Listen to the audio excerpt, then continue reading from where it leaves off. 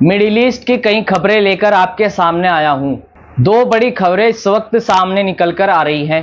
खबर जो इस वक्त सबसे बड़ी खबर निकलकर सामने आई है दोस्त, हमास नेता इस्माइल हानिये की हत्या कर दी गई है। इससे पहले आपको बता दूं, इजराइल ने बैरूत और लेबनान के उपनगरों में कल हवाई हमले कर दिए थे, जिसके चलते काफी लोगों की मरने की जानकारी सामने आ रही है और काफी लोग घायल भी हो गए हैं। अब इस पर हिजबुल्लाह भी भड़क उठा है और जवाबी हमले करने का वादा कर दिया है। पूरा मामला दोस्तों बताता हूं।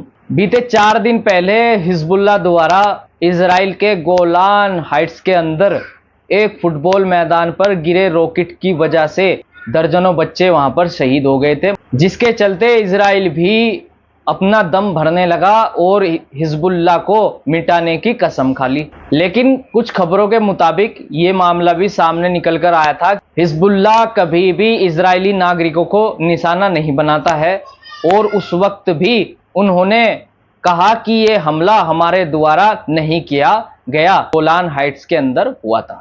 हिजबुल्लाह के द्वारा बताया गया था कि ये जो हमला हुआ है ये इजराइल ने खुद से खुद ही किया है। अपने एंटी ड्रोन सिस्टम के कारण ये हमला उनका खुद से ही हुआ है। लेकिन जो खबरें कल सामने निकल कर आई, इजराइल ने बैरूत और लेबनान के कुछ उपनगरों पर हवाई हमले कर दिए, जिसके चलते वहां पर काफी लोग मारे भी गए। और इस वक्त जो खबर सामने निकल कर आ रही है, हवाई हमले रुके हुए हैं। इसके चलते हिजबुल्लाह ने भी कसम खा ली है और कहा है कि इजराइल को जवाब जरूर देंगे और जवाब देने का वादा कर लिया। गोलान हाइट्स को लेकर इजराइल के अंदर भी गुस्सा भरा हुआ है। लेकिन साथ ही साथ बता दूं कि ये खबरें सामने आ रही है जब से ये गोलान हाइट्स का जो मामला हुआ है, गोलान हाइट्स पर जो हमला हुआ है रॉकेट द्वारा, ये खबरें सामने निकल कर आ रही है कि जो ये गोलान हाइट्स का हिस्सा है, जो गोलान हाइट क्षेत्र है, वो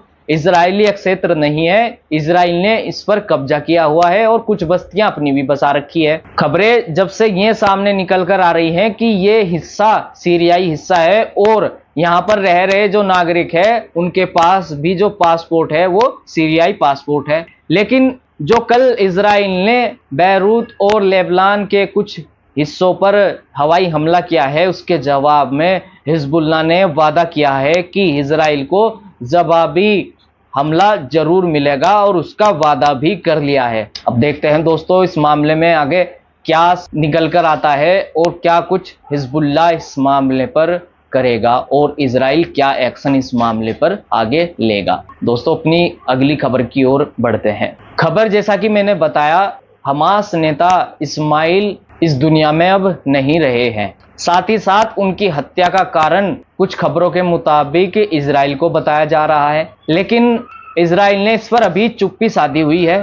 पूरा मामला आपको बताने की कोशिश करता हूं कि उनकी हत्या किस तरह से हुई और कहां पर हुई।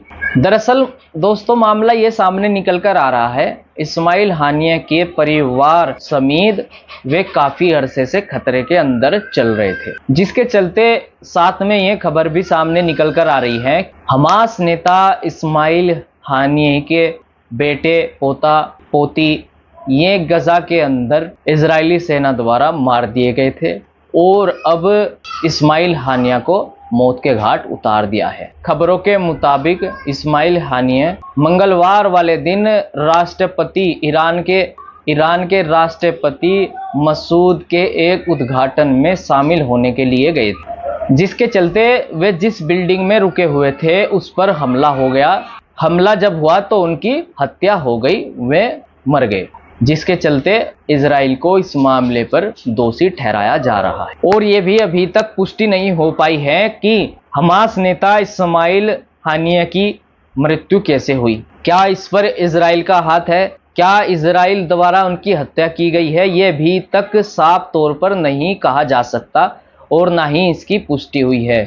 एक खबरों के मुताबिक एक एजेंसी द्वारा कहा गया है कि इस मामले की जांच चल रही है और जल्द ही इस पर रिपोर्ट आ जाएगी। देखते हैं दोस्तों इस मामले पर आगे क्या कार्रवाई होती है, इजराइल इस पर क्या कार्रवाई करता है, क्या तंज कसता है और हमास इस पर क्या एक्शन लेगा। हिजबुल्लाह और इजराइल की इस वक्त लगी हुई है पूर्ण रूप से युद्ध करने की तैयारी में दोनों पक्ष लगे हुए हैं। अब क्या इस मामले पर आगे होगा, क्या नहीं होगा, ये अगली वीडियो में हम जल्द बताएंगे। धन्यवाद।